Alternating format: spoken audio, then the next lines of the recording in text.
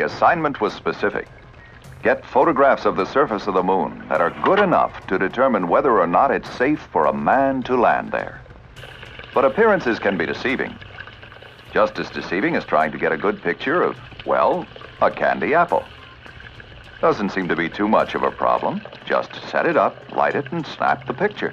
Easy, quick, simple. But it can be tough. As the technology of man in space was developing, it became more and more apparent that our knowledge of the moon's surface as a possible landing site was not sufficient. To land man safely on the moon and get him safely off again, we had to know whether we could set up a precise enough trajectory to reach the moon. Could we design and build a spacecraft to land gently on the moon? Among all those lunar craters, could we find a place clear and level enough for a safe landing site? To make it possible for a man to land in the Apollo zone on the moon, better pictures were needed than those taken through Earth's best telescopes. In fact, better pictures might do more than find a landing site for Apollo. Scientists hoped they might resolve questions unanswered in the 300 years since Copernicus prompted Galileo to study the moon. What were the lunar craters Galileo observed? Rounding the back shoulder of the moon, one orbiter got an exceptional shot, the first photograph of Earth seen from outer space. From afar, Earth seems shrouded in clouds, much as Venus has always looked. To scientists, this photograph suggests that Venus may not be hidden beneath a perpetual cloud cover. A TV camera close enough to photograph Venus may find holes through which to see this planet with greater clarity.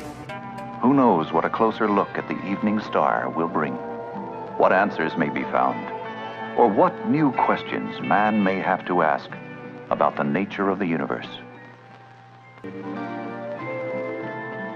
And surprisingly enough, these lunar photo missions have shown scientists views of Earth no man had ever seen before. This is the first photograph of the nearly full planet from 215,000 miles away. It will provide additional information on the amount of sunlight reflected by Earth.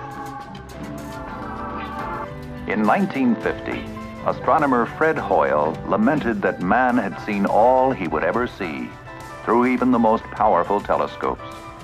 It was time, he said, to leave the Earth.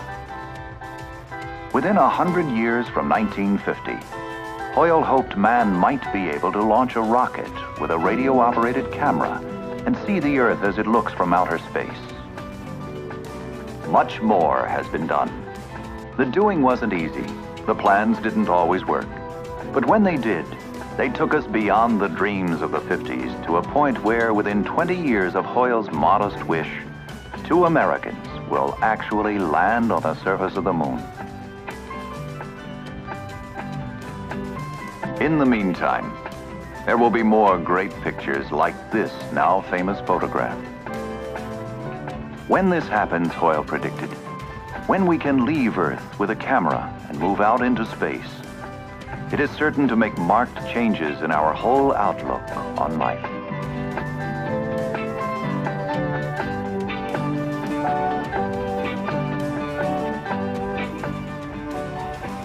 The apple is still there.